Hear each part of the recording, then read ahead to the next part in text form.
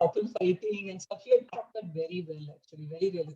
For some time, I was wondering if it was two different girls, and then midpoint I realized like, no, it's the same girl.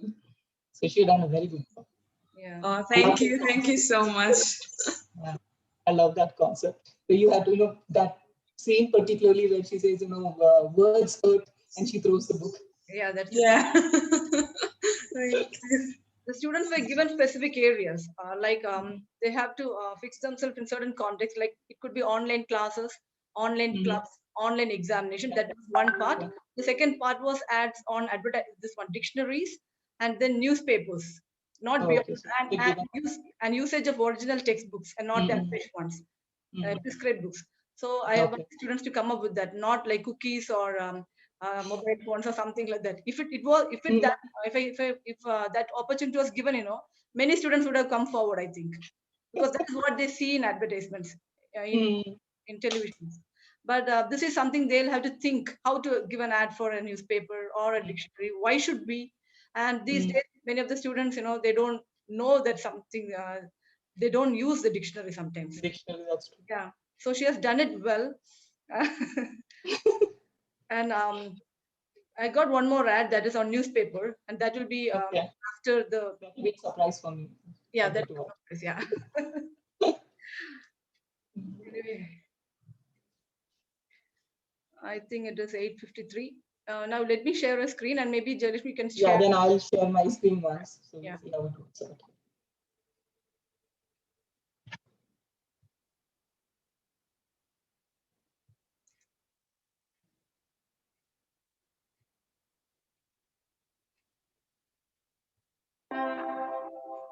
Our Father, who art in heaven, hallowed be thy name. Thy kingdom come, thy will be done, on earth as it is in heaven.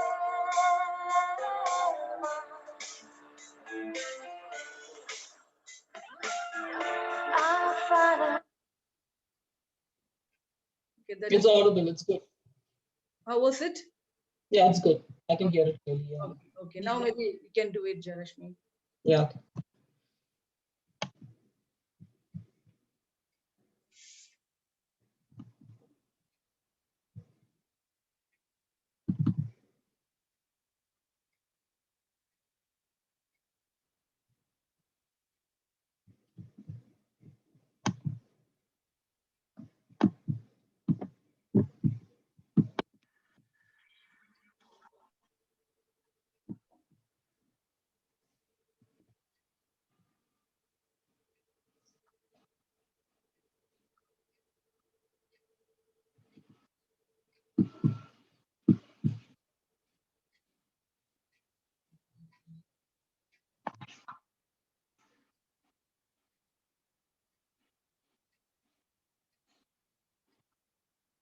Raina?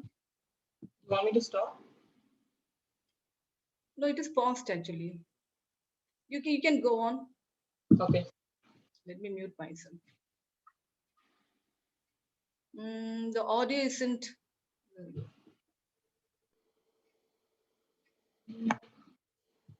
Just a minute, Jeyalakshimi. Raina, yeah. Like around 9:05, you should forward the link to the ELA group, to the Touching Stones group. Don't forget.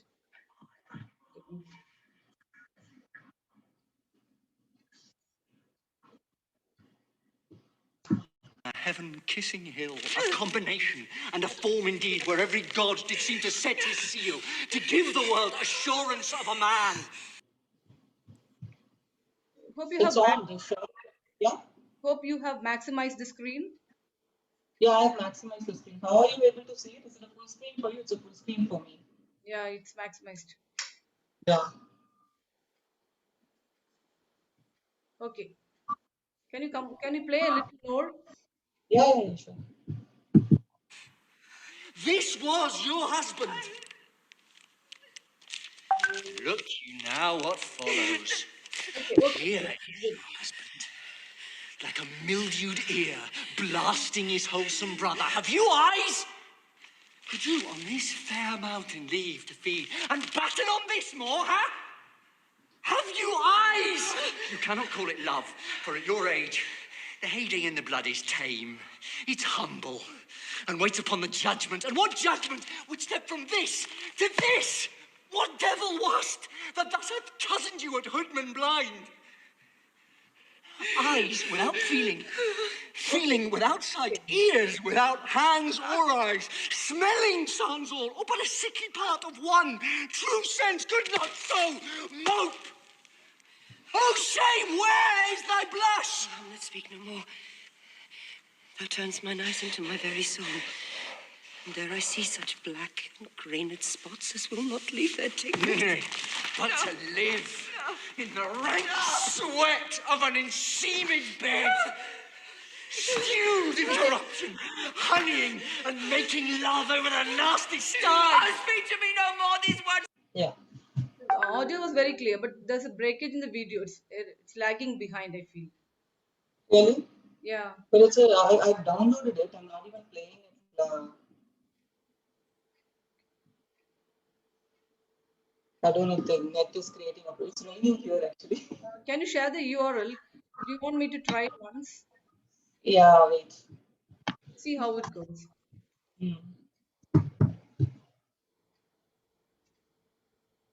I'll share it in the WhatsApp, okay? Yeah, WhatsApp, okay. Okay.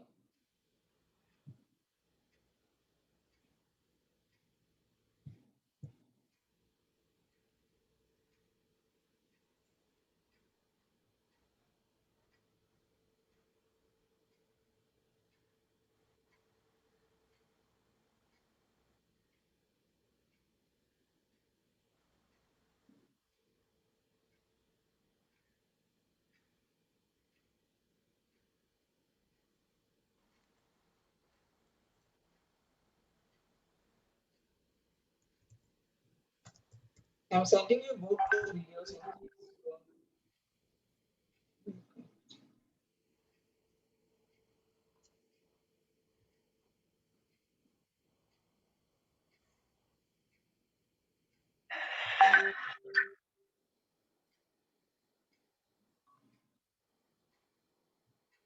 Can you pause can you stop screen sharing this one? Yeah.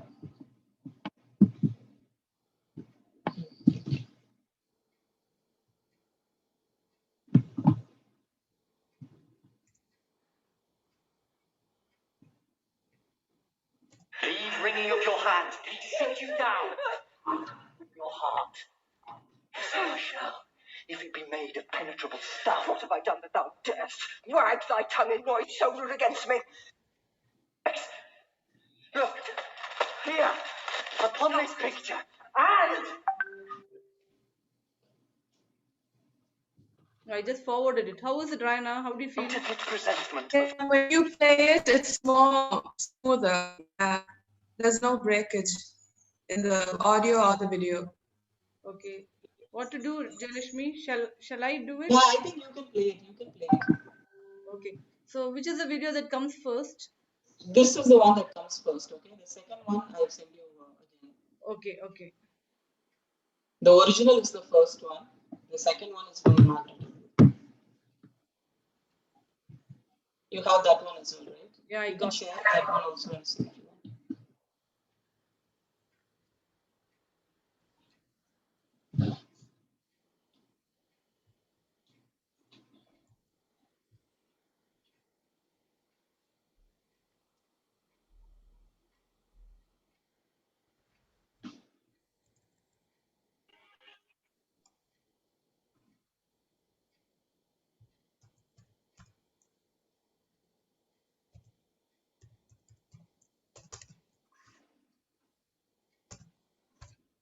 You got it, right? Yeah, I'm just taking the URL and putting it in a page. And this is Kyle. It is Kyle who was. Good morning. Good morning. Say something about yourself, Kyle, to ma'am. Hello, I'm Ashima Kalmanov. I'm part of the social media committee of English Literature Association. And yeah, I'm just another student. Yeah.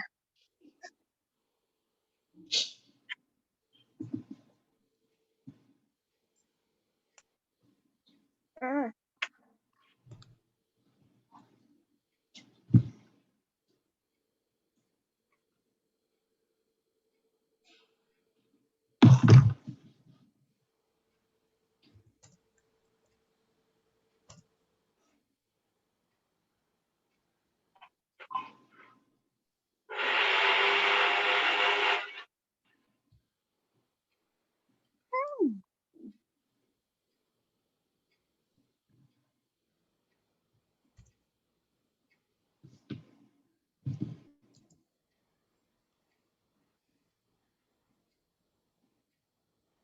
I always thought it was a mistake calling you Hamlin.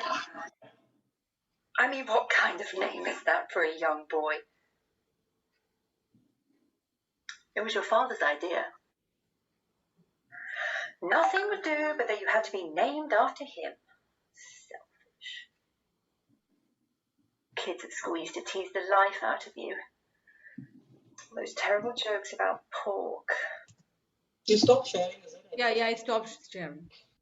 No, because the students are here, sometimes they might answer your questions. I don't. Now I know two names. Now I know Ishima and Ravana. So I post questions. If I don't get anybody answering, I'll probably call out their names. Now, how was the video, Ryan and Kyle? How was it to you? It was very smooth, ma'am. Okay. Yeah. So you guys But there's a bit of breakage when Jeyalakshimi ma'am speaks. Yeah, Jeyalakshimi, because it's because you move in. I I'm think. moving, is it? So I'm not Yeah. supposed to. Something It's gonna be happened. difficult. I'll just excuse yourself and excuse myself. Tell you, okay. Like. If you ever see me move, just show something. Okay, just Okay, sure. Maybe you're sitting in a rolling chair. yeah, I am actually. That is it. That is why, like, you swing. Anyway, I'm happy that you're all here well ahead before time and we got things ready.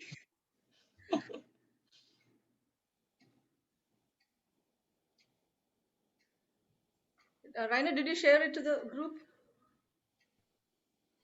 I'm sharing it in minutes. 9:04 right now.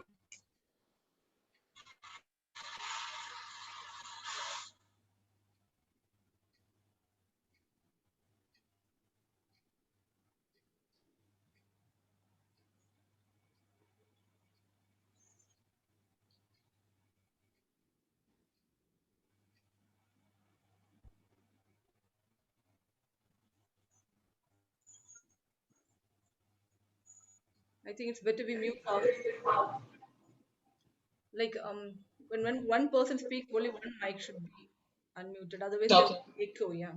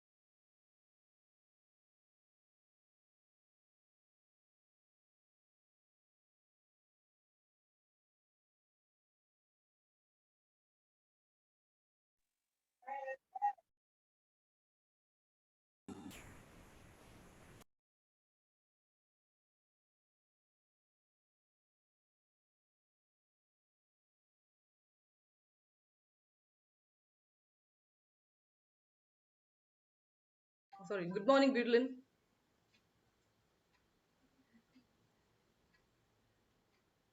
What happened to the beauty?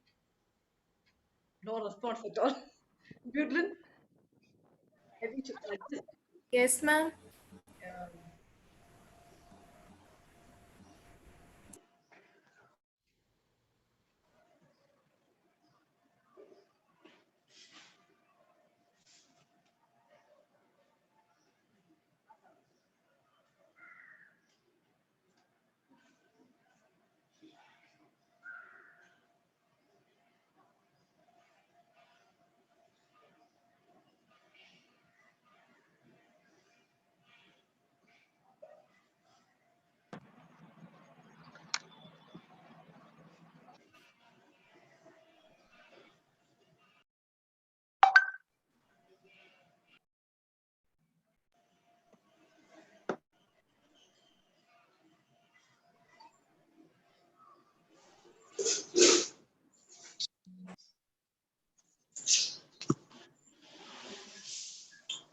வேண்டாம்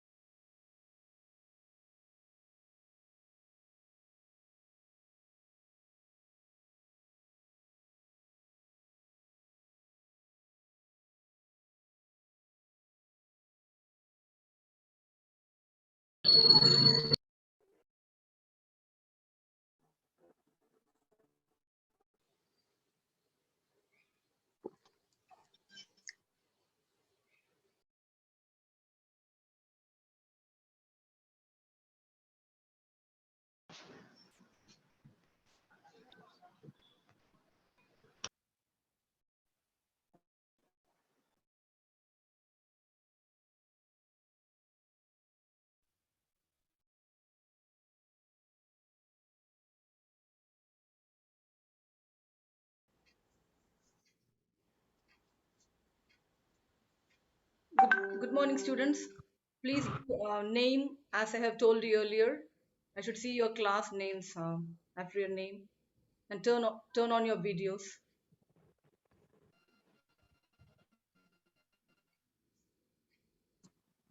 Good morning, ma'am. Good morning.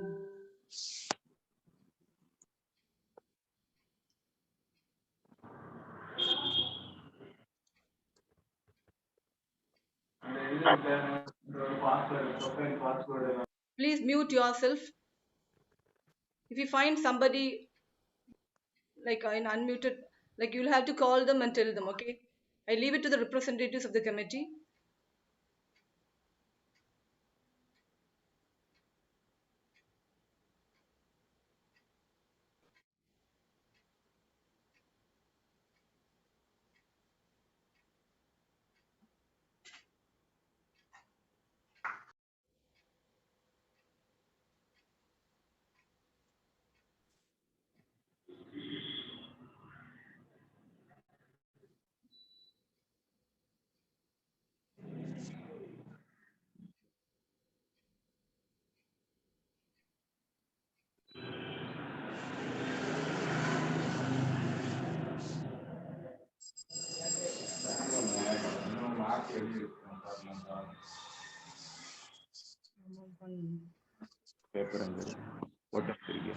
Mobile laptop மேல வச்சிட்டு பண்ண பாப்போம்.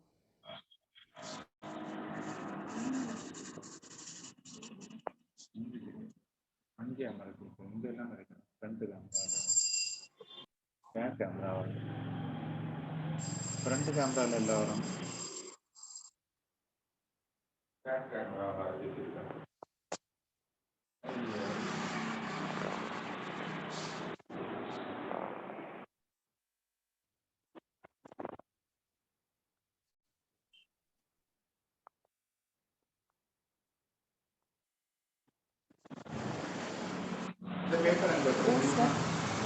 எனக்கு பேச தெரியாம பண்ண மாட்டேன்.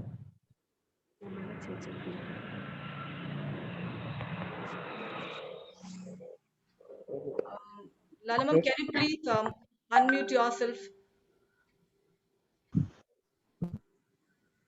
Thank you. Dear students, always be careful that you unmute yourself and see that you have named properly. The principal will enter very soon.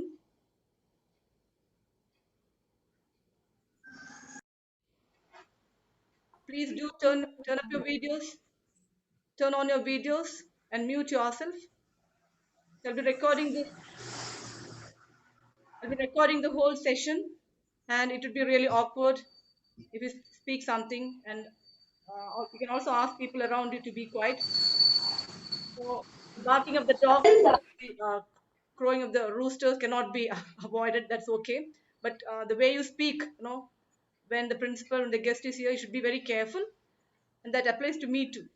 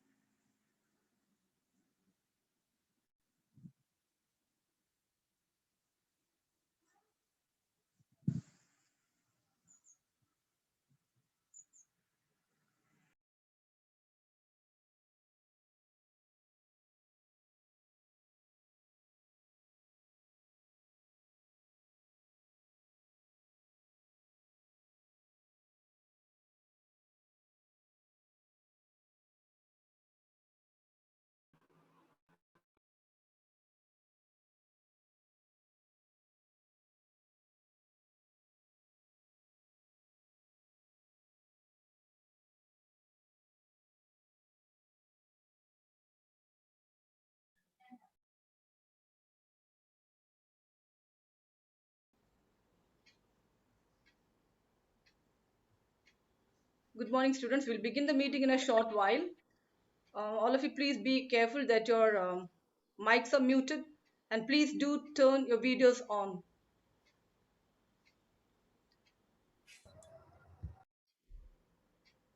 Turn your videos on.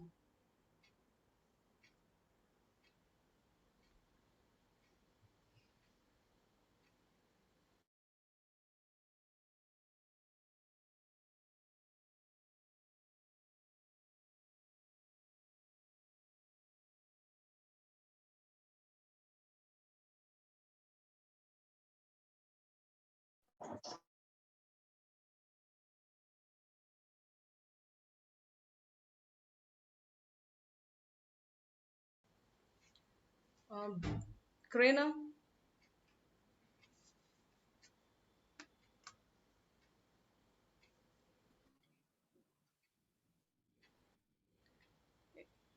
Karina, as soon as the principal enters, I'll just ask her if we can begin the program, and then you can start, okay?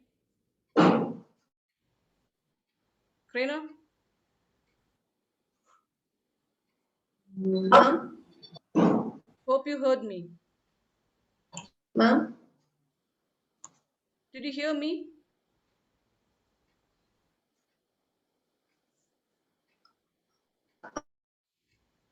Name?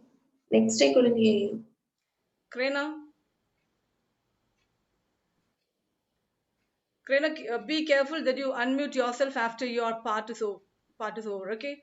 So as soon as the principal enters, I'll just give you a hint Okay, and ma'am. begin the meeting. Now we can unmute yourself. Okay, okay.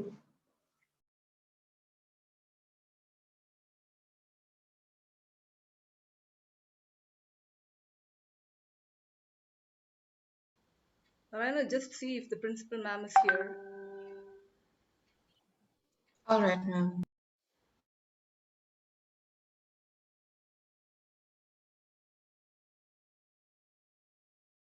Ma'am, principal has entered. Hamlin, ma'am. Yes, ma'am, she's here. Okay, good morning, ma'am.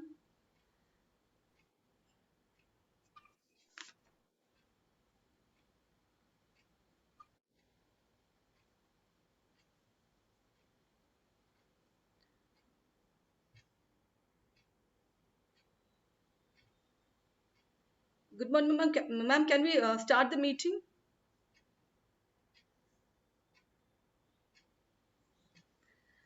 I'm not able to find her on the screen. Good morning, ma'am.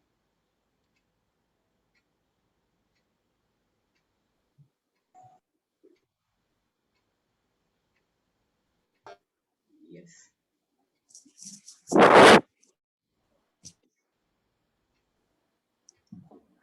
Good morning, ma'am. Good morning, ma'am. Ma'am, can we start the meeting? Good morning, ma'am. Can you hear? Good morning. Can you hear me? Yes, ma'am. We can hear you. Shall we start the meeting, ma'am? Yes.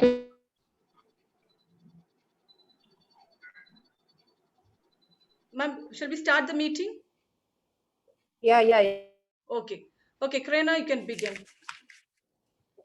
Just a minute, Karina. Okay, ma'am.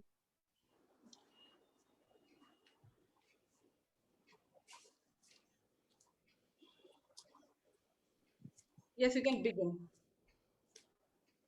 Okay, ma'am. A very good morning to you all. The best way to get things done is to simply begin. Yes, it's the inauguration of the English Literary Association.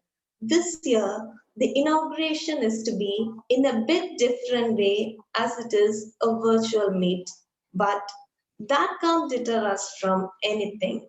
I'm much delighted to welcome each one of you to the inauguration of the English Literary Association. A day without prayer is a day without blessing. Let's begin the function by evoking the blessings of the Lord Almighty. Our Father, who art in heaven, hallowed be thy name. Thy kingdom come, thy will be done, on earth as it is in heaven.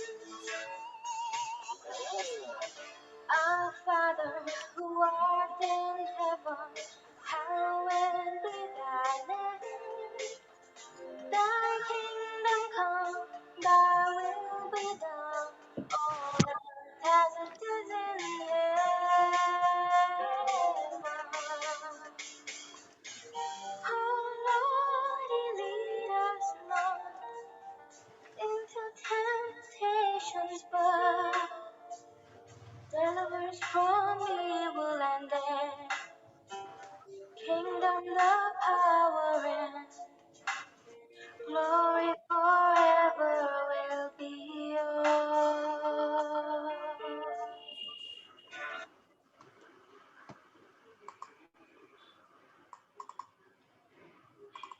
Thank you, Trofina. That was indeed a great start. Now, I'd like to call upon Ms. Jayamati to deliver the welcome address. Good morning, everyone. On this auspicious occasion, I'm here before you with extreme pleasure on behalf of English Literary Association of Women's Christian College, Nagercoil. First of all, I thank God for giving us this day for this wonderful inauguration. I'm very happy to be the president of ELA.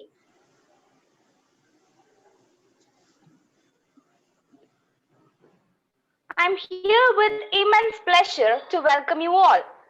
Welcome the principal, Dr. Jacob the right path, and works for the betterment of the students of this institution. I welcome you with a bunch of virtual roses, ma'am. Thank you. Next, I would like to welcome a special person for this special occasion, the chief guest, Mrs. Jeyalakshimi, who works at Editors Essential, U.S.A. Your presence has made this occasion very special. I welcome you, madam. Next, a head is very important for each and everything. There is nothing done without a head. So, on behalf of the Department of English and English Literary Association, I would like to welcome the head of the Department of English, Dr. J. Subida Persis, to this inaugural function. I welcome you, madam. Next, I would like to welcome the faculty in charge of ELA who have made a perfect path for this inauguration. I welcome you both, ma'am. Next is all the faculty of the Department of English who are here with us in this wonderful inauguration. I welcome you all, ma'am.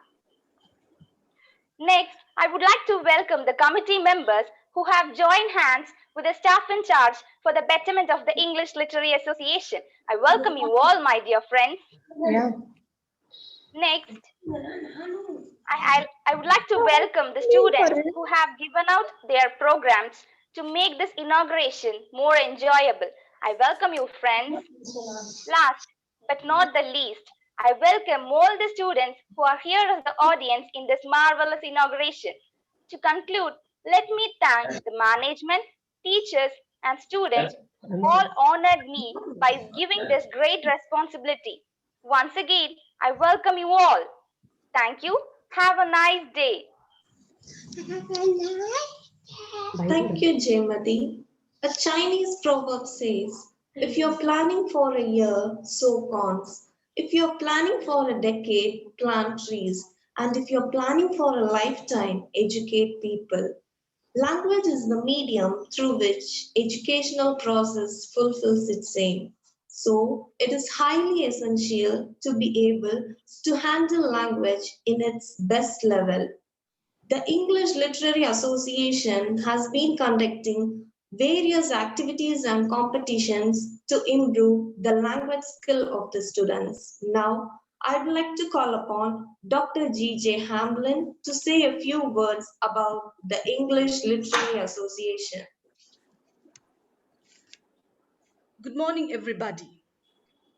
I take this opportunity to zoom about ELA 2021 in this virtual Zoom meet, which is indeed going to be a visual treat. The ELA this year is ready to strive through various events and competitions that will enhance the skills of the students of literature and make them perfect literary heroines.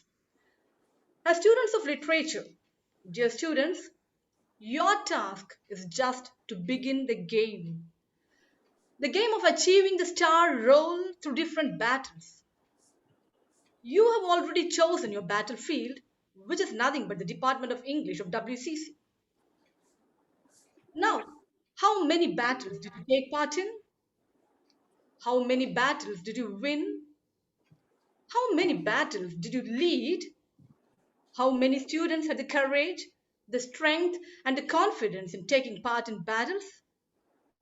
Only a very few. No doubt at all, the newly selected ELA student committee members have won a battle. It is using a series of questions that Dr. Subhida poses, the head of the department. Dr. Vinila Dennis and I did make a selection, and the crew did prove that the pen is mightier than the sword. The crispy and short answers were indeed the weapon of intelligence. My dear students, you should all know that they didn't stop working thinking that it's all done. They were well aware that this is just a beginning. They kept working and they keep working together by joining their hands, and that is why we are all here today. It's really nice to work with these students, and I'm happy working with them. And we were working till midnight yesterday. Diplomatic, obedient, diligent, tolerant, and a good presence of mind with a helping hand are some of the common traits that I find in all these students. They are like what Aristotle said: pleasure in the job puts perfection in the work. Now, more about them in the curtain raiser video.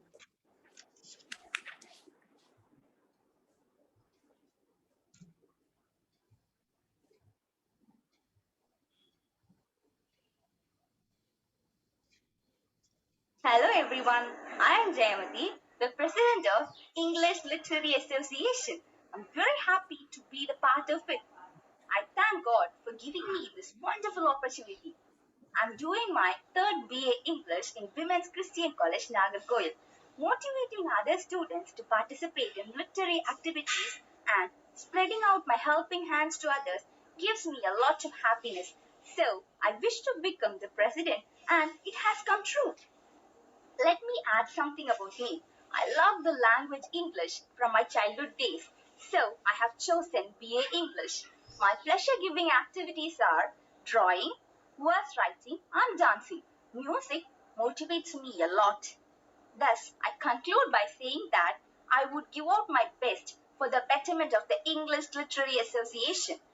I thank you all for listening to me patiently. Thank you. Have a nice day. Hello, everyone. You know how they say what you do makes far greater impact than what you say? I believe so too, and that's exactly what I intend to do this year as your Vice President. I hope to make a difference in everything I do for the good of my department. If I had to say a bit about myself, I love to sing, write, read, and bake. I also have a deep love for the English language and literature. That and the sheer grace of God is why I am here today. I would like to thank everyone involved for placing me in this post. I can't wait to share my experience with y'all and be the best vice president I can be. Thank you. Hi, this is Krena from 3rd BA English. I'm one of the representatives of the English Literary Association. Joining for literature was not a mere accident for me. It is indeed a dream come true. Literature is the language of the imagination. It is the clever lie which secretly tells the truth. To tell about my interest, music is the first thing that needs to be mentioned. Time flies as we indulge ourselves in music. It is the strongest form of magic. Traveling with music and literature from a very young age has been a memorable journey for me till now and for the years to come. To conclude, amidst the pandemic, let us learn to love literature. Thank you. Hi everyone, this is Jeyalakshimi from 3rd BA English. As my mother was a lover of English, she taught me this language since childhood, and I never found any difficulty in learning or understanding it. When I was doing my third standard in school, I asked my friend to learn English as it is very easy and important for life. Then she told, Blessy, it is easy for you to tell, as because your mother is educated and she taught you. But in my case, both my parents are uneducated and I don't have anyone to teach me English properly. This deeply touched my heart. At that moment, I decided that I would help people learn English as much as I can. That's how I ended up doing BA English Literature. Now, being a representative of English Literary Association, I see this as a stepping stone in that process, and I'm looking forward to work in the association. Thank you for the opportunity. Good morning to everyone. First, I would like to thank our English department who selected me as one of the representatives for English Literary Association. Thank you. I am Roshni, doing first year. I like to sing and record them. I love to dance funnily and above my friend's slaughter. I am a person who explores and is up for adventures, especially cooking. I will do my best. Thank you. A timid girl who was once very hesitant to show up before people, who had a fluctuating confidence but big strong dreams. Now, she is very determined to fly high and is striving hard to reach there and has taken a very first step towards that. Thanking Women's Christian College, Department of English for this great opportunity. Happy morning everyone. I am Jerusha Catherine and that introduction was about me. 100% me. My introduction will have seemed so boring for you, but try me, you'll never regret choosing. Thank you. Hello everyone, I'm very glad to introduce myself to you. I'm Butlin Nelly of 2nd BA English. I'm from the Social Media Committee and I thank the English Department of WCC for giving me this wonderful opportunity. I'm a self-motivated and friendly person. I'm looking forward to working with you all. Thank you. Hello everyone, I'm Ishima Kamaramis of 2nd BA English. I'm just an ordinary, very down-to-earth person in hopes of achieving my extraordinary dreams. And I quote Emily Dickinson when I say, hope is the thing with feathers that perches in the soul and sings the tune without the words and never stops at all. I've always taken on to social media when I couldn't express myself in real life. So I'm really honored to be part of the social media committee of the English Literary Association. Thank you so much, Women's Christian College, for this amazing opportunity.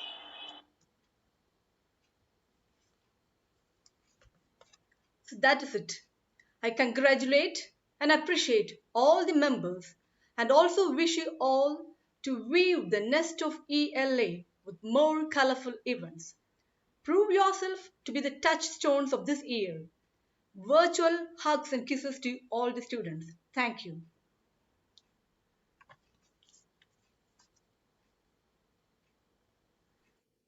Thank you, ma'am. A leader is one who knows the way, goes the way, and shows the way. It gives me immense pleasure to invite the principal to deliver the presidential address.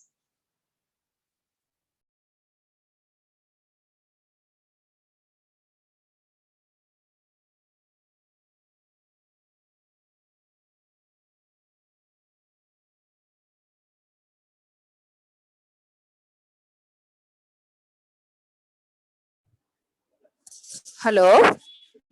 Hello, ma'am. Can you hear me? Yes, ma'am, we can hear you. Okay. Respected correspondent of the college, Dr. Asifa Kising, beloved head of the Department of English, Dr. Subida Persis, honored chief guest of this day, Mrs. Jeyalakshimi, editors Essential U.S.A, faculty who are in charge of ELA, Dr. Hamlin and Dr. Vinila Dennis, President, Vice President, and members of ELA, dear colleagues and my dear students. A very warm good morning to you all. With immense sense of gratitude to my Lord Almighty, I'm happy to do the presidential address in the inaugural function of ELA WCC Nagercoil. I take this opportunity to congratulate and thank the head of the department and the organizers and the members of ELA for their efforts in having this program in virtual mode. Especially my appreciations to Dr. Hamlin, Dr. Vinila Dennis, and all the President, Vice President, and all the members of ELA WCC Nagercoil. Be safe and secure under the wings of the Lord Almighty during this COVID-19 pandemic. Today is the right startup for your ELA as you are going to face the phase transformation soon, I hope, within a short span of time, so that you could witness both modes, online as well as off mode. I'm thankful to the chief guest, Mrs. Jeyalakshimi, for her willingness in sparing some of her precious minutes with us. Already, I have seen her in the virtual mode in the recitation competition as the member of the jury panel, and on that day, I enjoyed the way she recited a poem. When you hear her, I hope you will all be ignited in the discipline you belong to, so that it will kindle in you the words of Dr. Kalam. You have a divine fire in you. Give wings to that fire, and let the world be filled with the glow of his kindness. Dear freshers and all my dear students, you have a divine fire in you. Give wings to that fire, and let the world be filled with the glow of his kindness. That's my wish to you, all of you. Communication plays a vital role in our lives. It helps us to express and share our ideas, emotions, and feelings. Languages are a means of communication as they help us in putting our thoughts into words. There are thousands of languages in the world today, but what makes English special is its dominance in all spheres of life. This has broadened the scope of English language. Language shapes the way we think and determines what we can think about, said Benjamin Lee. Language shapes the way we think and determines what we can think about. This highlights the role and necessity of language and communication in our lives. India, a country of mixed cultures, races, religions, and languages. India, a country with 22 major spoken languages written in 13 different scripts. India has Hindi and English as its official languages. It is interesting in India that a multilingual nation, which is the third largest languages, and it is interesting that India is all over India. We are having a longing for this language. Our verbal, non-verbal communications are full of English words, even if we are conversing in languages other than English. English can hold the status of a native, second official foreign or international language. English has become the ladder for social mobility. Though the language was a gift of the British as they brought into our country, it's quite evident that it has stayed with us to date.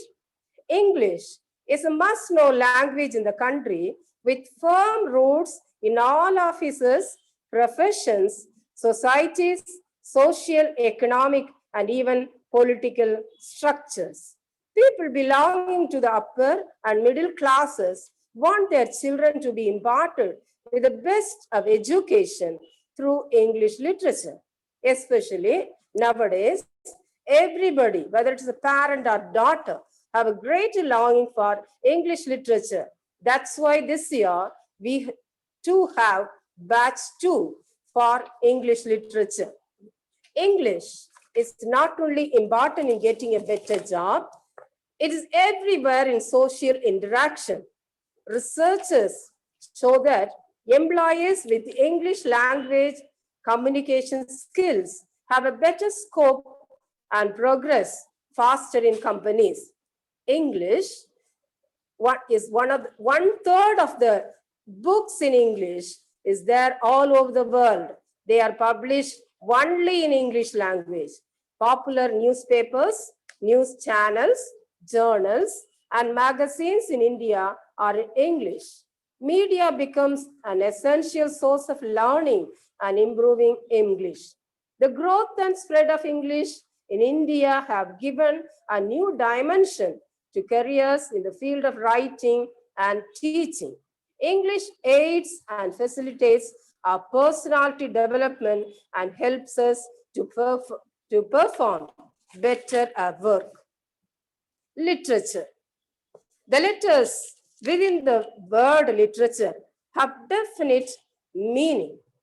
L, lifelong learning. I, intuitive insight. T, theater of life. E, enriching education or radical richness. A, artistry of form and language. T, truth in the telling. U, undeniably pleasure or rapturous appreciation. And E, episode in experience. English literature is a kind of training in social ethics. Studying English literature opens up a world of inspiration, creativity, and develops skills that are essential for today's global environment. It's a chance to discover how literature makes sense of the world through stories, poems, novels, and plays. English literature is a field where you need to have a passion for the subject and its related fields. It requires a basic understanding of philosophy, history, psychology, and love for words. You can enhance your skills in excellent writing and verbal communication, creative thinking, analytical and critical thinking, ability to understand and learn information, ability to understand abstract concepts and ideas, being in touch with human psychology and behavior. And being a student of English literature, you are privileged to think in English, talk in English, and listen to English. So you are all, I think you are all lucky enough to be a part of literature student. English literature definitely will teach you two things. One is knowledge, another one is wisdom. Knowledge comes from learning and wisdom comes from living. Knowledge is knowing what to say and wisdom is knowing when to say it. Your beautiful life within WCC begins with a beautiful mind. Your beautiful life, dear children, begins with a beautiful mind. When your mind is weak, the situation becomes a problem. When your mind is balanced, the situation becomes a challenge.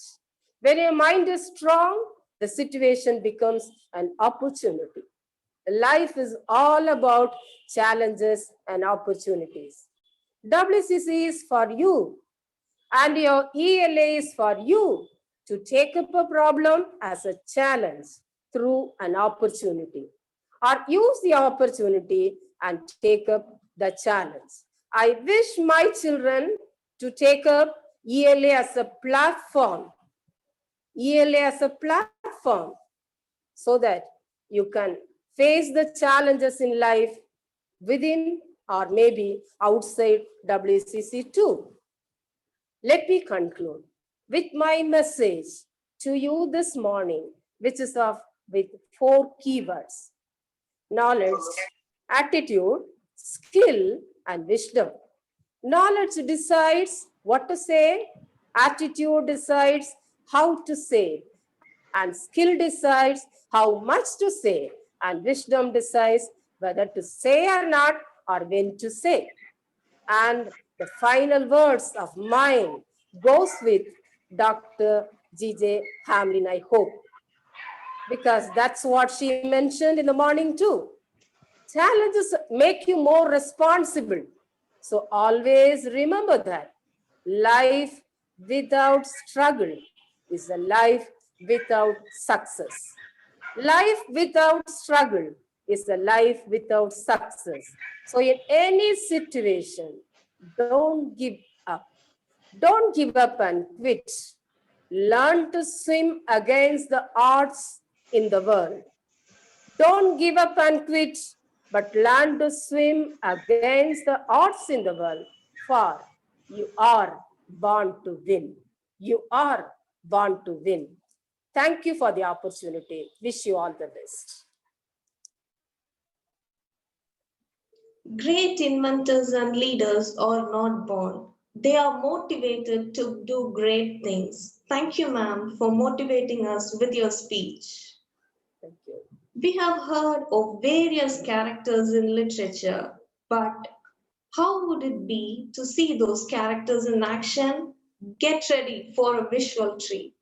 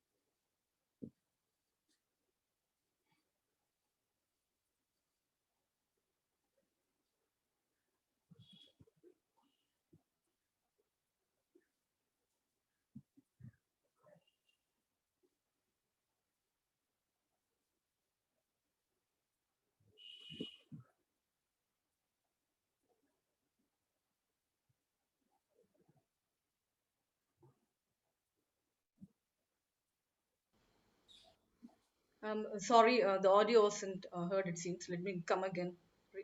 Sorry for that.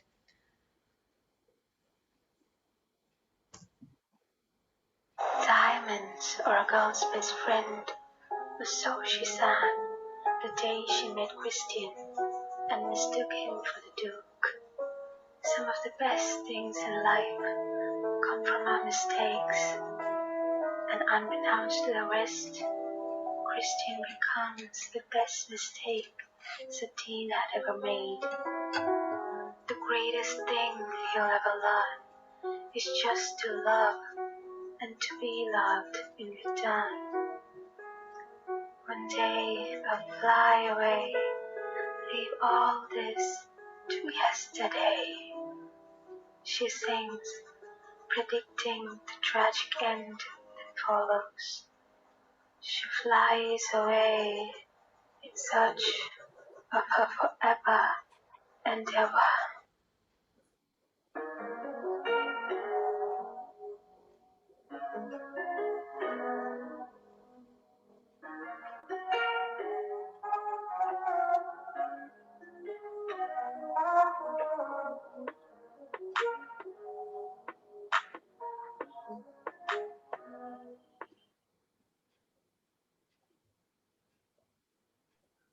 That was mesmerizing.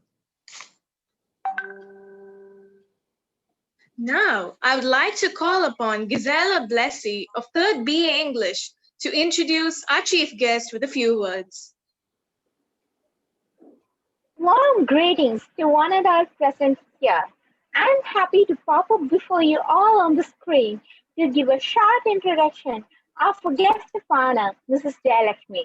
Mrs. Jeyalakshimi is a poet, a reviewer of books, and a blogger. Madam had her education at Lady Dock College, an American college, Madurai. She started her career as an IPTP teacher, and then she worked as a content writer. Currently, she is an editor in Editors Essential at the United States of America. It's a privilege to have Mrs. Jeyalakshimi as the guest of honor amidst us. It's my pleasure to introduce you, ma'am. Thank you. Thank you, Blessy. Now, let us meet back again after a short commercial break. What a beautiful day it is today. I wish my wife was here with me. Maybe I should write her a letter. I totally should. Dear Mallory, I'm having the time of my life. I wish you were here. A letter from my husband? That's amazing!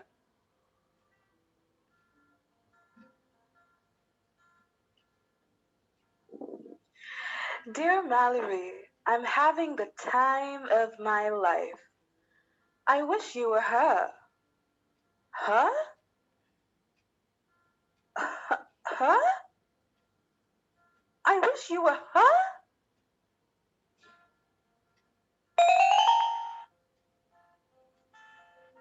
Hi. I missed you. What do you think? Everything is big hype and everything is no meaning about it. You don't like it. Go away, why are you just like and everything I say, no, this is huh? Me? What did I do? Vacation. You can even go anywhere you want. What do you think? Everything is big hype and everything is no meaning about it. You don't like it. Go away, why are you just like and everything I say, no, this is why are you here? Why did you marry me? You could go away with that girl. Why are you here? I don't want to talk to you. I just don't want to talk to you. Sticks and stones may break my bones, but words will never hurt me. Aw, you think words can't hurt you? Well, let me prove you wrong.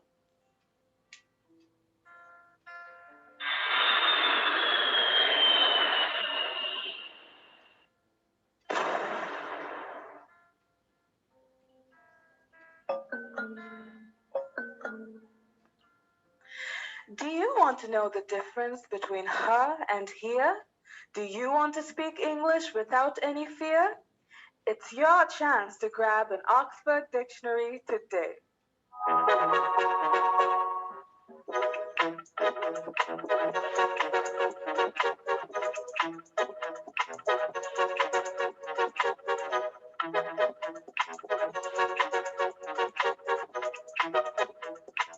Put an end to your linguistic strife. Buy an Oxford dictionary and spice up your life. Welcome back. Now, over to the guest of the day for the motivational speech.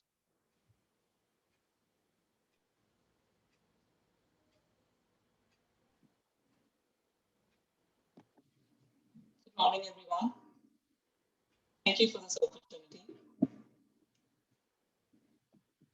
Am I audible? Can you hear me? Yes? It's not very clear, Jeyalakshimi. Like, okay. It's only with that movement. Okay. Yeah, so good morning, everyone. Thank you for this opportunity. Thank you for having with me here today, having given me an opportunity to share this moment with you. Did you all have your breakfast?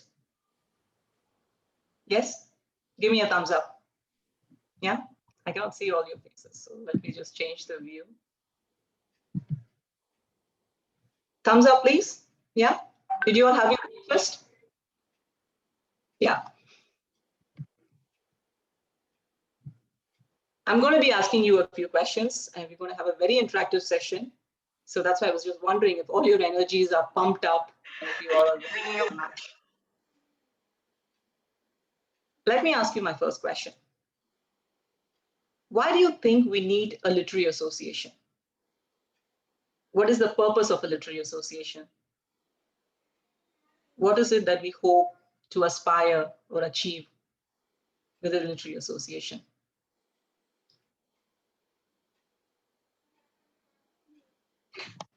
Yes? How do I know who's going to answer me? Anyone, you can unmute yourself and just, present yourself. Be casual. Good morning, ma'am. I Hi. think Hi, it's Blissy. to. Hi, ma'am.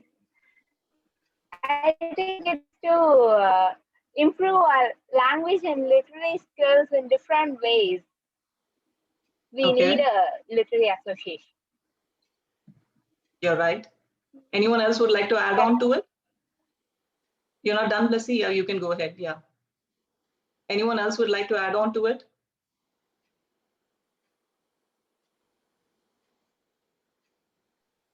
Good morning, Yes. ma'am. Good morning. To motivate our talents, to To encourage our motivate your talents. talents. Yes, yes. Yes, you're right. Yeah, you're all perfectly right. To sum it up, a literary association is not just merely meant for histrionics and dramatics. It's much more than that. It's a place where novel ideas are conceived, expressed uninhibitedly. It's a place where knowledge is shared, critiqued, questioned, and validated. And as you all said, it's a place where talents are discovered, nurtured, and groomed. It's also a place where friendships are forged and countless memories are made. With such a great onus on a literary association, we are compelled to think, how are we going to achieve these lofty ideals? I'm sure there are numerous creative ways in which we can achieve these ideals. However, I'm going to recommend or suggest one singular literary exercise, which I believe you will immensely benefit from. I strongly believe that it would hone your creative energies and whet your literary acumen. I choose to call it revisiting old literature and recreating new literature. Now, what do I mean by that? You take any old piece of literature, any classic, across any genres. You take any classic and then you give it a twist. You can play around with it. Like you could either change the narration, you can change the first person narration to a third person narration or vice versa, or you could change the characterization, or you could change the settings in the milieu. Like say if the novel or the drama is based in Augustan age, you could probably place it in a futuristic age, or you could keep it as in a 20th century. So you could play around with the different elements of that particular genre. Now, this is nothing new. This has been done by so many veterans of literature in the past, and very successfully too. And today we're going to see one such instances. We're going to be discussing Hamlet first, followed by something else later on, which I'll leave it as a surprise for you. Hamlet, as you all know, is a prince of Denmark. He finds that his father has been assassinated and he wants to have his revenge. And we're just going to see a little excerpt from Hamlet, this one particular scene. And in this scene, you will notice that Hamlet is confronting his mother for having quickly wedded Claudius, who happens to be his uncle. I want you to closely observe this scene, okay? Because I'll be asking you a few questions at the end of it. Dr. Hamlin, can you please play us the video? Yes, ma'am.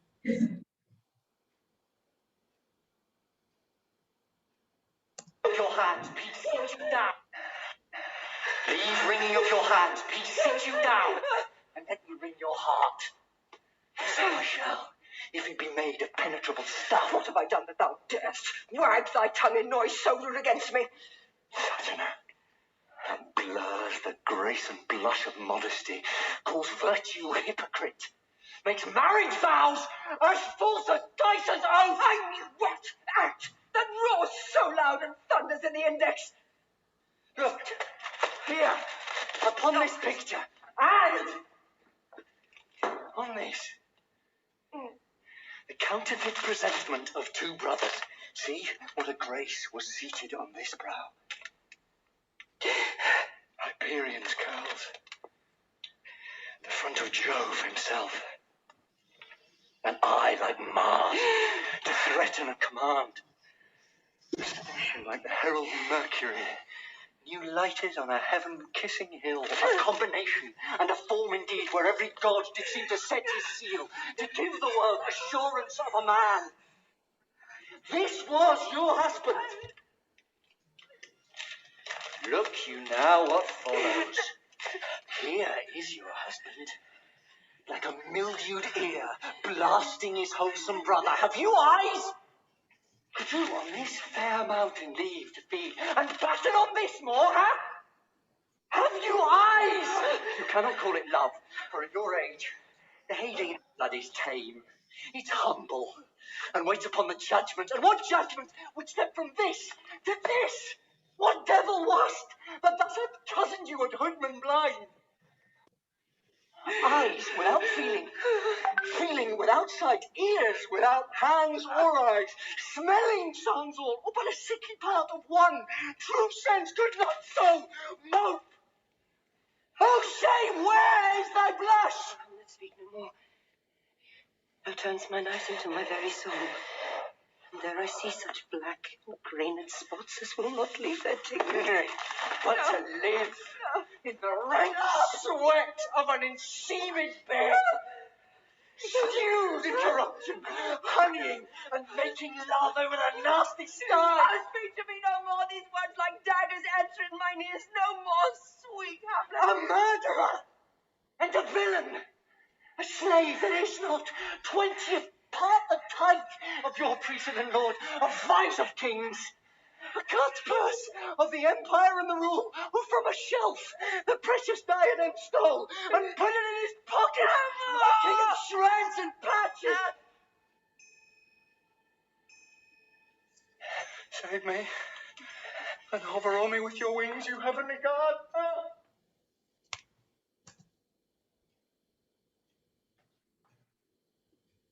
Okay, so we are done. How would you describe Gertrude in that scene? Gertrude is, by the way, Hamlet's mother. You see those two characters, one is Hamlet and the other is Gertrude. You don't even have to know much about the story, but how would you describe Gertrude in that particular scene? If you were to draw a character sketch of Gertrude from that particular scene, how would you infer her character? What kind of adjectives would you use? You can step in, okay? I'm just waiting for your answers. It's not like I'm talking. Trying to fill in till one of you, comes up with an answer. See, there's no wrong answer, okay? Just feel free to say something. Literature is always open to interpretations. Observe her body language. How was she in that particular scene? How was Hamlet in that scene? What was happening? Can you come up with any adjective, anything like? As I told you, usually Gertrude, we see. Mm-hmm. Yeah, we see Gertrude as a strong-willed person who's driven by emotions rather than anything else, and she's strong-willed. But in this particular scene, I thought she was being very vulnerable. Yeah, she's vulnerable. Yes. Yeah. Anyone else? So we see her very emotional here. We see her vulnerable. Anyone else would like to add on to it? As I told you, there are no wrong answers. You can tell me like she's crying, anything. Anything that. Yeah, sure. Yeah, so she was too scared to even look him in the eyes because he was being kind of violent and too much violent. I think he was being too violent with her. Yeah. And he was just throwing her around and she was being too scared to look him in the eyes and speak. Brilliant, brilliant. Yeah. So as you can see in this act, this particular scene, Hamlet is almost insolent towards Gertrude. And Gertrude is completely frazzled. She comes across as a very diffident person. You don't see her as a very confident person, as rightly said by your friend. She is very vulnerable. She's emotional. She seems like the weaker person here. And Hamlet completely overpowers her. It's almost like a verbal scourging that's happening. He goes on incessant, persistent with his accusations on why did you get married so soon? And he goes on to compare elder Hamlet with Claudius. And he says, like, how could you marry him? So the whole tone is set in such a way that Hamlet is accusing Gertrude, and Gertrude is almost like a victim. So that's the picture you get when you see this particular scene. I'm going to play you another scene now, okay, which is the very same scene, but it's going to be an adaptation. And this has been done by Margaret Atwood. Some of you may be familiar with her. She's a very eminent Canadian writer. What Atwood does is she really imagines this particular scene in Hamlet. She does not write a play, rather she chooses to write a monologue. So since it's a monologue, you will see only one speaker and there will be a silent listener. In this case, you're going to have Hamlet as the silent listener, and it's Gertrude who's speaking here. I want you to pay attention to this video now.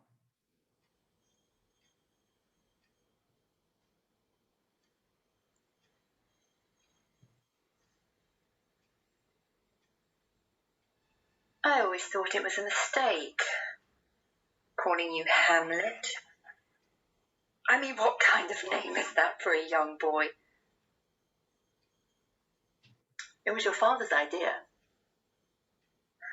Nothing would do but that you had to be named after him.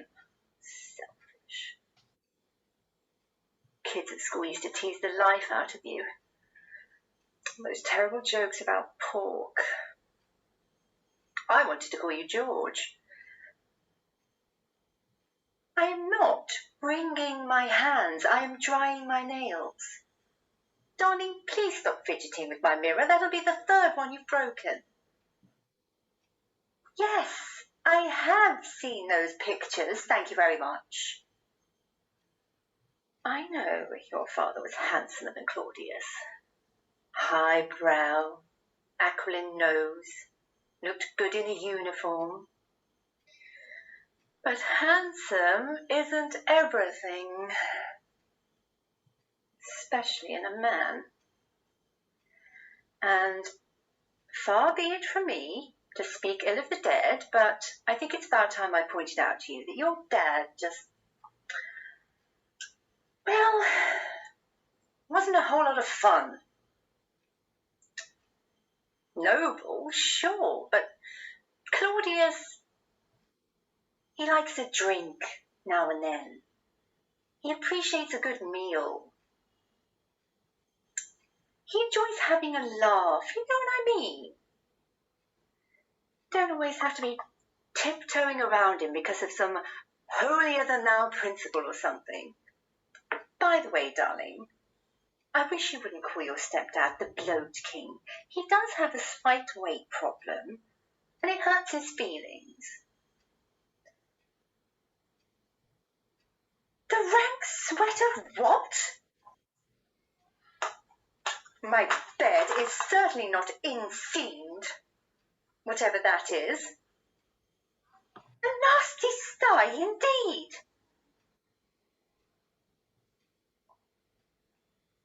Not that it's any of your business, but I change those sheets twice a week, which is more than you do, judging from that student slum pigpen in Wittenberg. I'll certainly never visit there again without prior warning. I see that laundry of yours when you bring it home, and not often enough, by a long shot. Only when you run out of black socks. And let me tell you, everyone sweats at a time like that. As you'd find out if you ever gave it a try. A real girlfriend would do you the heap of good. Not that pasty-faced, what's her name, all trussed up like a prize turkey in those touch-me-not corsets. If you ask me, there's something off about that girl. Borderline. The slightest little shock could push her over the edge. Get yourself someone more down to earth. Have a nice roll in the hay. Then you can talk to me about nasty styes. No, darling, I'm not mad at you. But I must say you're an awful prick sometimes. Just like your dad. The flesh, he'd say. You'd think it was dog dirt. You can excuse it in a young person. They're always so intolerant. But in someone his age, it was getting, well, very hard to live with. Some days I think it would have been better if you hadn't been an only child. But you realise who you have to thank for that.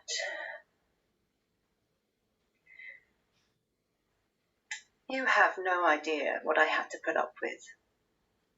And every time I felt like a little, you know, just to warm my aging bones, it's like I suggested murder. What? You think Claudius murdered your dad? Well, no wonder you've been so rude to him at the dinner table. If I'd have known that, I could have put you straight in no time flat. It wasn't Claudius, darling. It was me.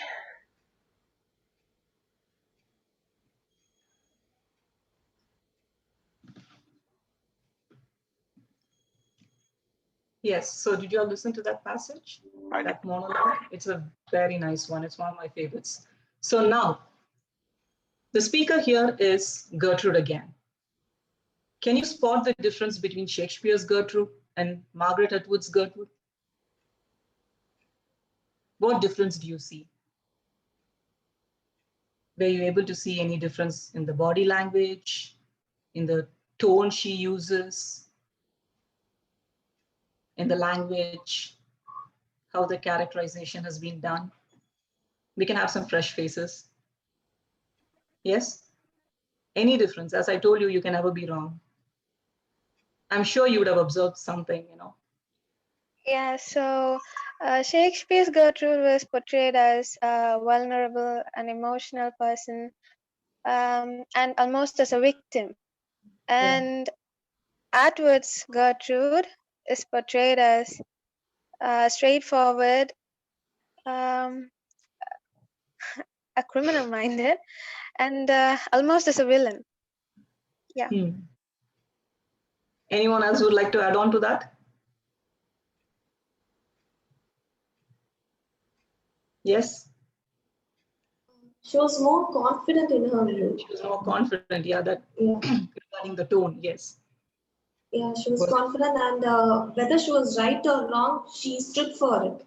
So that was a major difference between Shakespeare's and Atwood's character. Very good, girls, yeah. So Atwood's Gertrude comes across as a very assertive person, yes? And even when the monologue starts, she starts by saying, like, you know, I always hated your name called Hamlet. What kind of a name is that? She says, you know, Hamlet. Even for us, it sounds like omelette, yes? It's a pretty funny name. But I guess, you know, one of Shakespeare's sons' name is Hamlet, I think. So probably, you know, it was a very sentimental name. So he chose to have that name. So the tone is very satirical. It's very sarcastic, pungent, and caustic, yeah? She puts Hamlet in his place. She's completely dominant here. In a complete contrast to Shakespeare and Gertrude, you see her as assertive. She's very crafty. As someone said, you know, criminal-minded. You see her very crafty. She seems to be the person who's calling the shots. She seems to be the power center, you know. And what else does she reveal? There's one key point. Did anyone note that? There's a lot of resemblance between the original passage and this passage, okay? Like starting with the beginning. Who killed? Yeah, who was it? Father. Who was it? I mean, I'm not able to spot anyways. So who's the murderer? It was herself. Yeah, it was herself.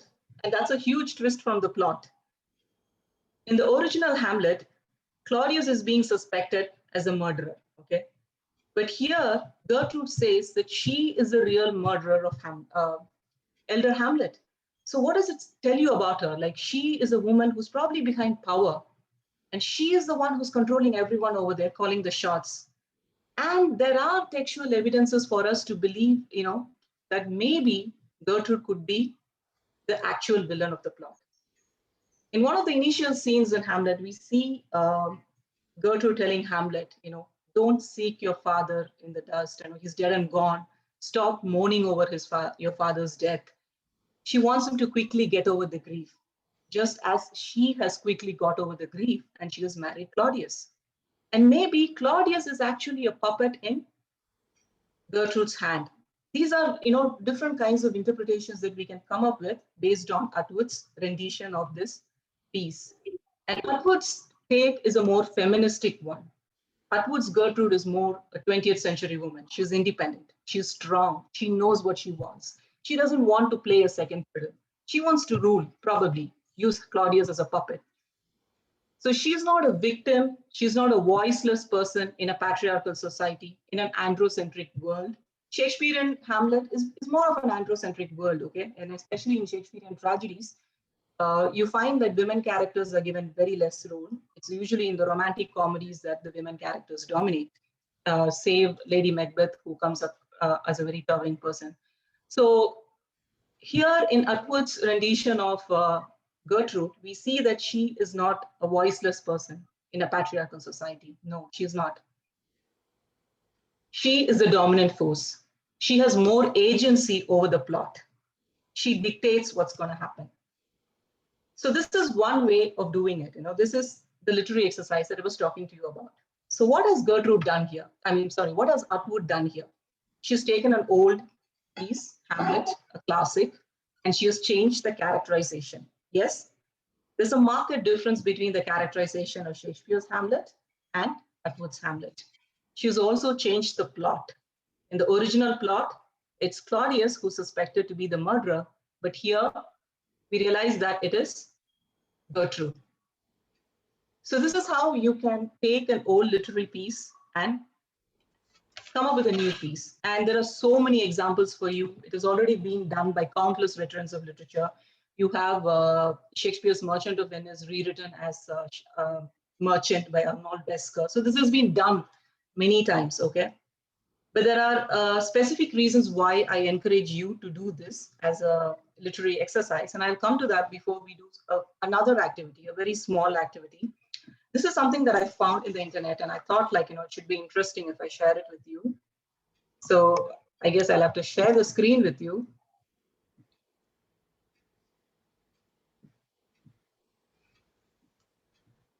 It's like daggers answering mine ears, no more, sweet Hamlet. A murderer! Can we stop sharing this? Yeah. A slave that is not 20th part.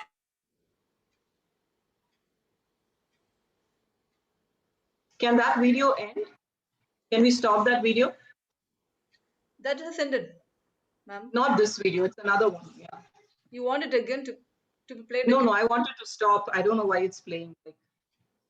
It's not playing. Maybe it's playing only on your screen. You can just close that one and go to the next tab. 1 second, yeah.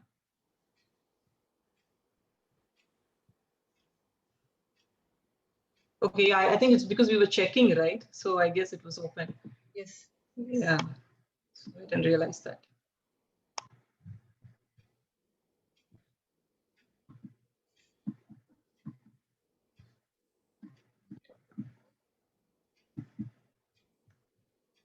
So yeah, so this is something that I came across in the net, and it's not written by me. Someone has, compiled a group of opening lines, famous opening lines, and they've given it a novel twist. They have, are you able to see it? Is it clear? I'm trying to get it as big as possible. Yeah, it's clear. It's clear? Yes. Okay, so if you can read it, it's fine, yeah. So the first one is from Mrs. Dalloway, okay? And so all these are opening lines taken from different classics. And Mrs. Dalloway says she would buy the flowers herself. Then she remembered the florist was closed and the party was cancelled. Why? Because it was a lockdown. Okay, so she couldn't go anywhere. And then another one is from Moby Dick, another classic. And it says, FaceTime me. Obviously, the original lines are call me Ishmael, I think. So it's FaceTime me Ishmael because it's now pandemic times and we cannot meet people. Okay? I found them very hilarious. Okay, so you better put on a smile on your faces because if not, I'm going to feel like, maybe I'm old for it.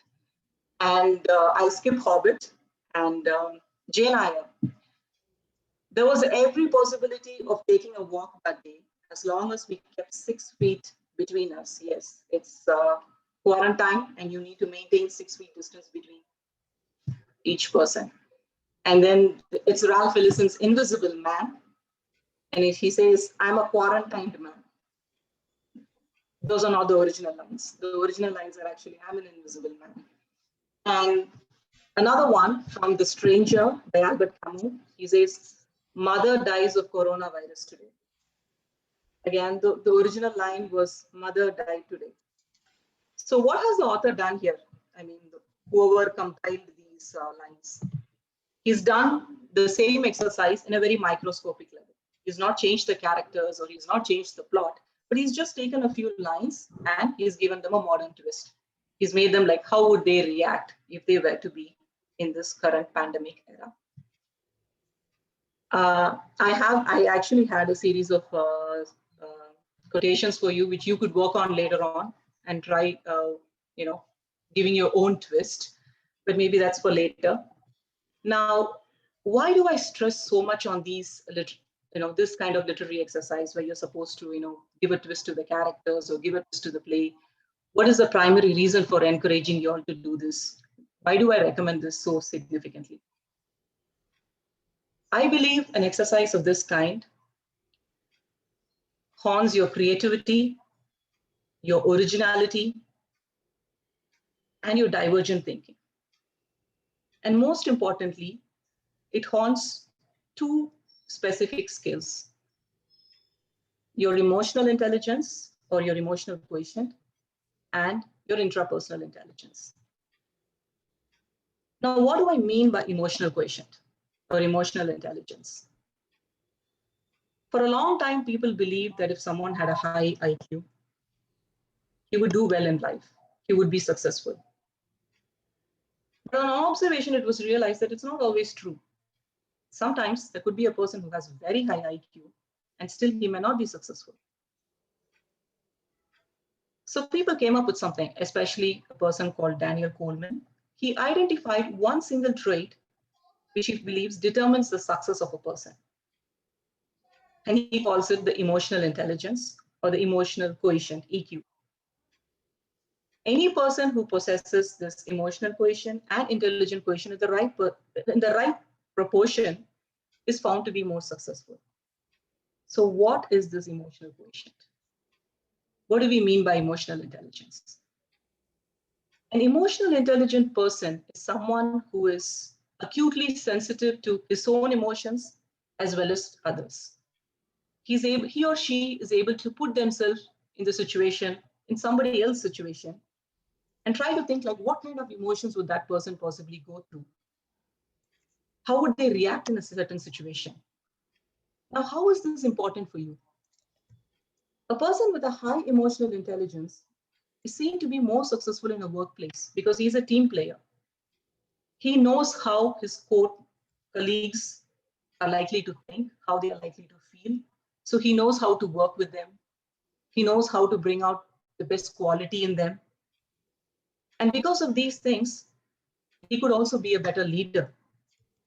Because when you're able to bring out the best in others, it obviously means that you have a leadership potential as well. So a person who has high emotional intelligence is a better team player and can also be a better leader. Now, what about the second skill that I was talking to you about? It's called intrapersonal intelligence.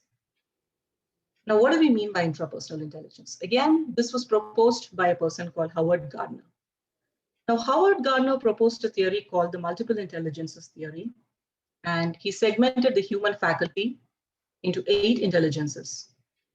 He calls them bodily kinesthetic intelligence, visual intelligence, linguistic intelligence, musical intelligence, naturalistic intelligence, intrapersonal intelligence, and interpersonal intelligence. Howard Gardner feels that each person has these intelligences in different proportions. And these are expressed in different ways in different individuals. Say, supposing if you are a person who has a very strong musical intelligence. I heard some of you say that you love music, you like to dance, then you're probably a person with a very high musical intelligence. There may be some other person who loves to talk. They may be very good with words. Then you are a person with a very high linguistic intelligence. There may be somebody else who likes to do things, they could maybe be interested in carpentry, anything that has to do with fingers, craftsmanship. They may be people who are good in bodily kinesthetic intelligence. Having said these, Howard Gardner places one particular intelligence highly than the rest. And he says, people who possess this intelligence are very successful. And that is intrapersonal intelligence. So what do we mean by intrapersonal intelligence? Intrapersonal intelligence kind of borders with your emotional intelligence or EQ of Daniel Coleman. Here, you're able to assess your own weakness and strength, not just yours, others as well. Once again, you have empathy. You have very strong qualities of empathy. You can identify others' feelings very well. You can relate with other people very well. And when you are able to assess your own strengths and weakness, as well as the strength and weakness of others, you become better problem solvers. So someone who has a good EQ, emotional quotient, and intrapersonal intelligence, people feel are likely to be more successful in life. And Howard Gardner goes on to give the example of Martin Luther King and Mahatma Gandhi. And he says these two individuals have possessed very high intrapersonal intelligence because they were able to relate to the masses. They were able to feel the pulse of the audience, and they were able to lead them. They were visionaries. And all because they were able to resonate with what the other people were feeling, and because they possessed high intrapersonal intelligence and emotional intelligence. Now, how is this important to our literary exercise? What did we just do? We took the character of Gertrude. Yes, or rather, Atwood took the character of Gertrude, and she put herself in her shoes, and she imagined how would Gertrude react in a situation like this? What would be her emotions? What kind of person is she? So Atwood displayed some emotional intelligence and intrapersonal intelligence in trying to identify what kind of emotions another person is going on. So when you do these kind of literary exercises, the way you benefit is you're actually honing your intrapersonal intelligence and emotional intelligence. And mind you, these two intelligences help you very well in your workplaces. No matter what profession you go to, both these intelligences will stand in good stead because you become a better team player, you become a better problem solver, and you become a better leader. And it's not just in literature. You can apply to any field. Take Steve Jobs, for example, the founder of Apple. He was a person with very high intrapersonal intelligence because he was able to, perceive what was the need of a user. He was able to understand that, comprehend the user needs. And for that, you need to be a person with a very good emotional intelligence and intrapersonal intelligence. Nice music. Someone seems to be having musical intelligence, I think. Yeah? And they still haven't identified that. Yes. Who is that? Yeah. Definitely a very high musical intelligence, Dr. Hamlin. Yeah, allowed to have a controlling intelligence. Who is that student attending the meeting? But they seem to be lacking technical intelligence, I think. That's why they can't mute themselves still. Yeah, that is there. No, so many, I told many times that they'll have to turn on the videos. You can find so many students. Students, you should turn on the videos and mute your mic. Dr. Reni, ma'am, can you please? Ma'am, it's stuck. Reni, ma'am, can you please? I'm not. Yeah, all of it. I'm sorry. It's okay. Yeah, so what were we talking about? We were talking about these two intelligences, how to hone, how to fortify these two intelligences, and how this particular literary exercise will help you to hone these two intelligences. And not just these two intelligences. Obviously, the other intelligence will also come into play. When you work together, your interpersonal intelligence is bound to get better. So now, once again, why do I say this? coming back to the first question that I posed you, your literary association. As your principal rightly said, your literary association provides you a platform which is very fecund and fertile, with myriad opportunities for you. Make the best use of it. Take it seriously. Not seriously, I mean, like when I say seriously, it doesn't mean you need to pull a long face, but take it sincerely, be sincere with your efforts. Make use of every opportunity that comes your way. Each experience is a lesson. Each experience is an opportunity. Perform passionately so that you can all hone all the skills that you possess and do much, much better in whatever profession you choose to be. All the very best and do well, okay? Thank you. Thank you very much, ma'am, for the interactive session and motivating us with your valuable words. We'll get back to you soon after a short commercial break.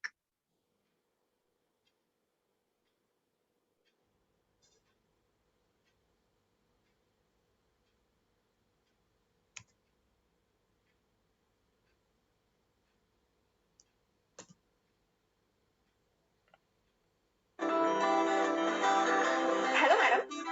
Hello. Which newspaper do you read? Star newspaper. Hello. Order to come inside. Magic. Which newspaper do you read? Star newspaper. Hello, Granny. Hello, Granny. Hello, Granny. Which newspaper do you read? Star newspaper. Hello, kid. Hi. Which newspaper do you read? Star newspaper. Yes, yes, yes.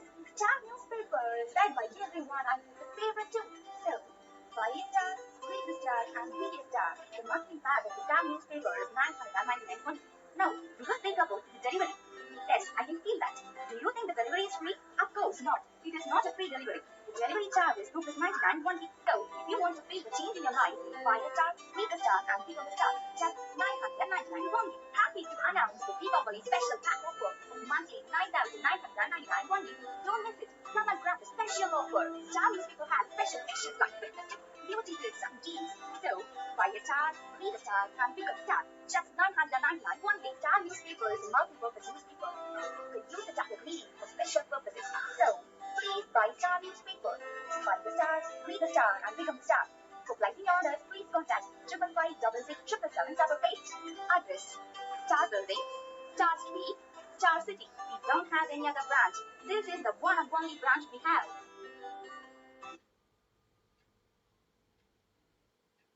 Welcome back. Now, I kindly request the head of our department, Dr. Subita Persis, to give the felicitation. Respected correspondent, Dr. Asipa Kissing, beloved principal, Dr. C.M. Padma, distinguished chief guest, Mrs. Jeyalakshimi, editors essential, U.S.A, eminent staff advisors of the English Literary Association, Dr. Hamlin and Dr. Vinila Dennis, a team of student committee members, dear colleagues, and my dear students. Good morning to all of you. The English Literary Association of a college functions with the aim to develop the imaginative faculties of students by encouraging them to give free expression to their ideas. The literary capabilities inherent in the students are brought out, and the association provides each one of you to exhibit your talents as pointed by your principal. You'll get a chance to exhibit your talents, your potential through the activities and the competitions that will be conducted by the English Literary Association. Moreover, you'll also get chances to take part in intercollegiate competitions and win laurels to the institution. This inaugural meeting itself shows that this team, under the leadership of the eminent staff advisors, Dr. Hamlin and Dr. Vinila Dennis, and a wonderful team of student committee members. You're all set on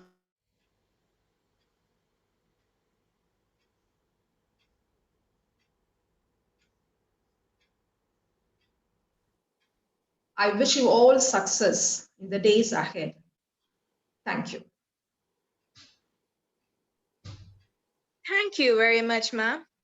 Aristotle says the aim of art is not to represent outward appearance of things, but their inward significance.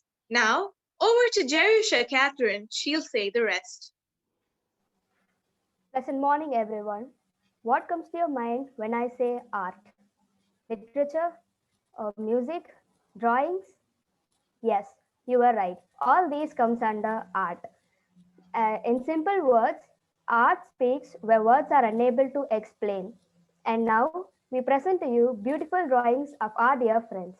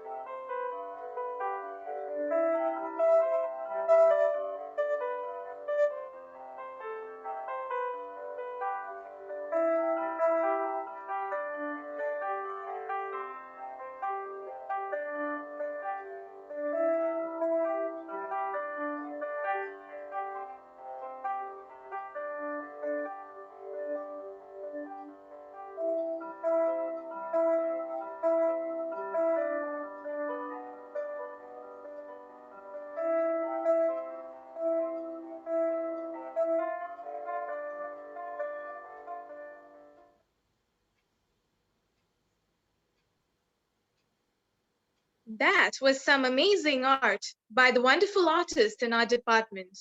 Douglas Mallock says, it isn't by size that you win or fail. Be the best of whatever you are. Now, we will be playing a poetry recitation by Reshmia of 3rd BA English.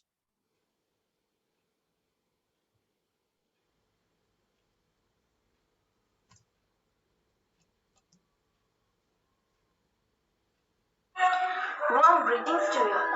Now I'm going to recite the poem, Be the Best. If you can't be a pine on the top of the hill, be a shrub in the valley, but be the best little shrub by the side of the river. Be a bush if you can't be a tree. If you can't be a bush, be a bit of grass and some highway hat be a make. If you can't be a muskie, and then just be a bass, but the liveless bass in the lake. We can't all be captains. We have got to be crew. There is something for all of us here. There is big work to do and the lesson to do. And the task we must all do is near. If you can't be a highway, then just be a trail.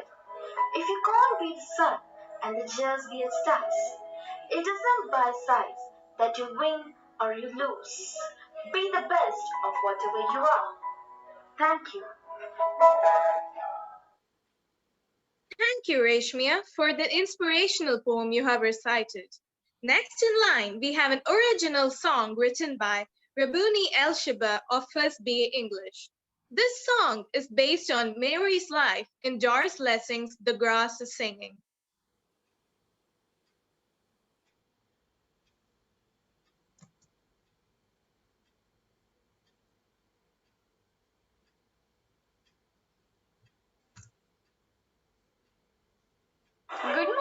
everyone. I am Rabunela Shaba, first BA English.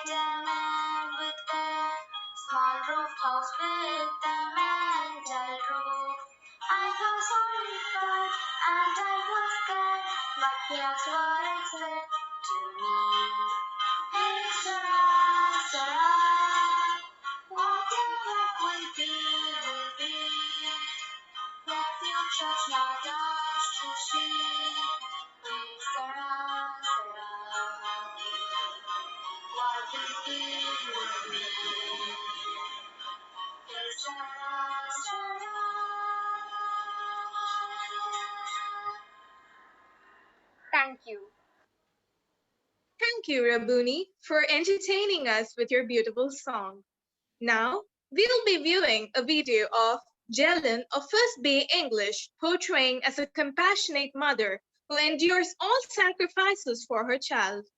This is taken from the poem The Night of the Scorpion by Nizam Ezekiel, followed by Hamlin of First BA English, who's personating the grandmother from The Portrait of a Lady. This is a heartwarming pen picture of Kushwant Singh's grandmother.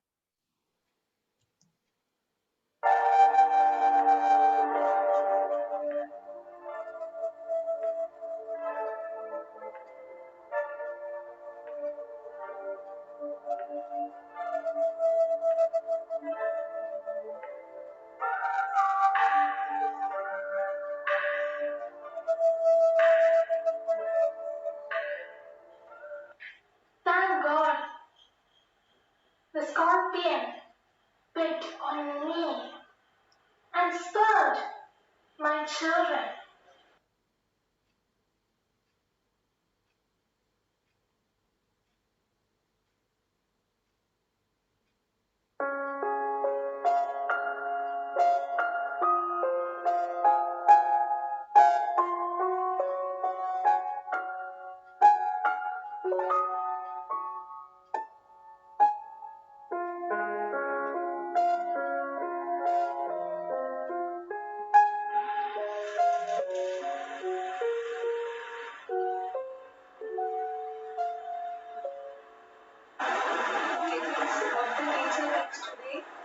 She eats apple, orange, grape. She did not use pictures. No grapes.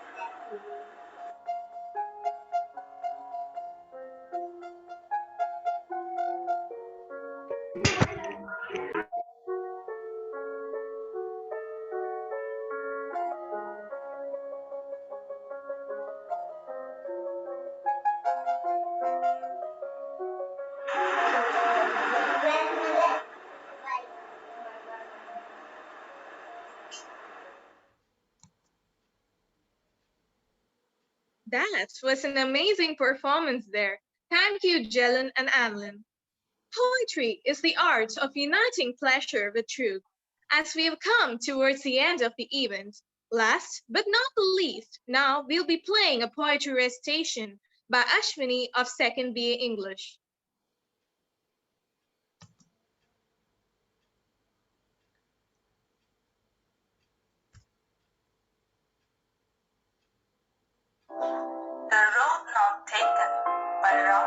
past.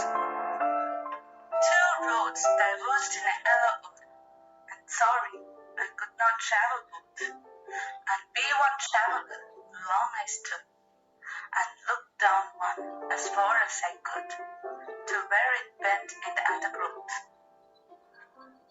Then took the other, as this is fair, and having perhaps the better claim, because it was grassy and wanted fair, though as far that the passing there had borne them really above the sea. And both that morning equally lay in leaves, no step had trodden black. Oh, I give the first for another day, yet knowing how wavelengths haunted me, I doubted if I should ever come back. I shall be telling this with a sigh. Somewhere ages and ages hence, two roads diverged in a wood, and I took the one less traveled by, and that has made all the difference. The road you took, the road in WCC, will surely be the right road to your success. Every step you walk forward will lead you in the right way of your destination. Thank you. That was great. Thank you, Ashwini. Gratitude is not only the greatest of virtues, but the parent of all other. Now, let me call upon Ryan Paul to give the vote of thanks. It is said that gratitude is the healthiest form of emotions. And to be the testament of this truth, I'd like to deliver the vote of thanks for today. Praises and glory to God Almighty for being with us throughout the preparations of this meeting and this meeting itself. Thank you, Mr. Asif Pakir Singh, the correspondent of WCC, for the endless amount of support you've shown to us.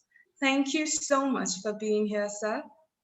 Next, I'd like to thank our zestful and spirited principal, Dr. C.M. Padma, who's always been a well-wisher for our department and a driving force in our college. Thank you, madam. Going forward, I'd like to thank our chief guest, Mrs. Jeyalakshimi, for spending her time with us and sharing her words of wisdom. It was an absolute pleasure hearing you share your thoughts. Thank you very much, madam.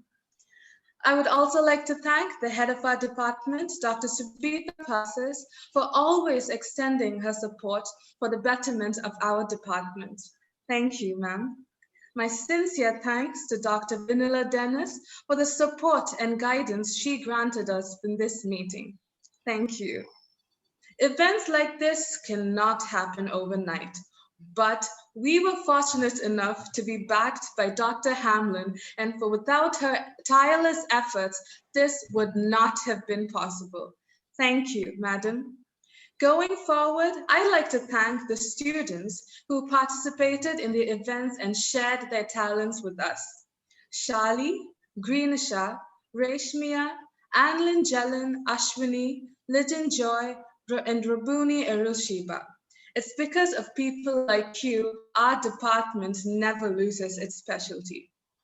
A huge thank you to my teammates and fellow committee members of the ELA for the cooperation, effort, and time that they have put into this meeting and behind the scenes. A big shout out to Ishima Kyle Miramis, member of the social media panel, who was our videographer and editor and the reason behind all the videos you saw today. Thank you, Vaishnavi, for sharing your lovely voice with us and being the voice behind the college portal video. Last, but definitely not least, a very big thank you to all the staff and students of our department for joining us today in this memorable virtual event. Thank you, one and all. Thank you, Ryana. And thank you very much to one and all for devoting your precious time and being a part of this event.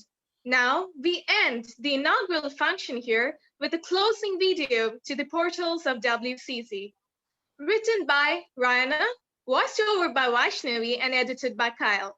Thank you, and I'm Butlan Navi, signing off.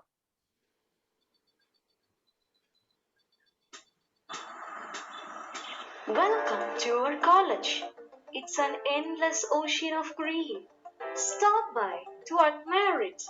It just might be the greatest that you've seen. The windows, huge and tall, reflect the sun's rays into hues. The students gleefully walk around in brilliant shades of blue. The teachers here are magnificent. They will be your mentor, guide, and friend. They'll make sure to mold and make you till the very end. The melodious sound of hymns being played as the clock strikes 12 sets a beautiful atmosphere for lunch that gets you feeling swell. There's so much beauty in the chaos, while trails of blurred blue rush to the canteen, and how they run swiftly back to class, so much that they're panting. The great names put up in our hallways reminds us of the sacrifice and achievements they've made, and that ignites a spark in us to strive to do the same. What comes to your mind as you read this? Do you miss college? Is that the reason? Especially because you can't be there due to the uncertainty of the season.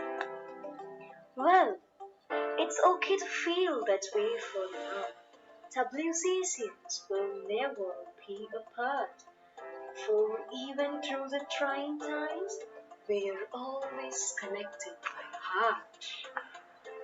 And until the next time, this is the English Literary Association of Women's Christian College, signing off.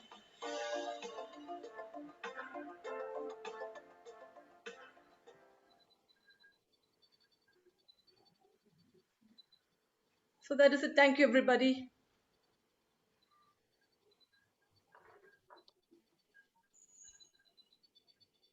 Thank you. Students, you can leave the meeting. Thank you, ma'am. You can leave the meeting and join your next class. Thank you, Madam Jeyalakshimi. How was it? We took you to the portals of WCC also. Your mic is not on. It was very well organized, very well organized. Programs. I can't imagine how much effort you. Yes, that was only because of the students. The photography and all that was done very well. Yeah.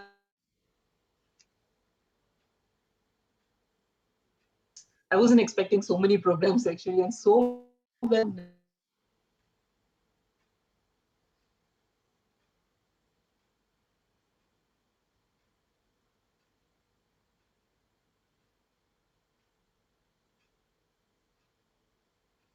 You know, you guys have done so well that I cannot find any fault anywhere. You know, like this could have been better or that could have been better.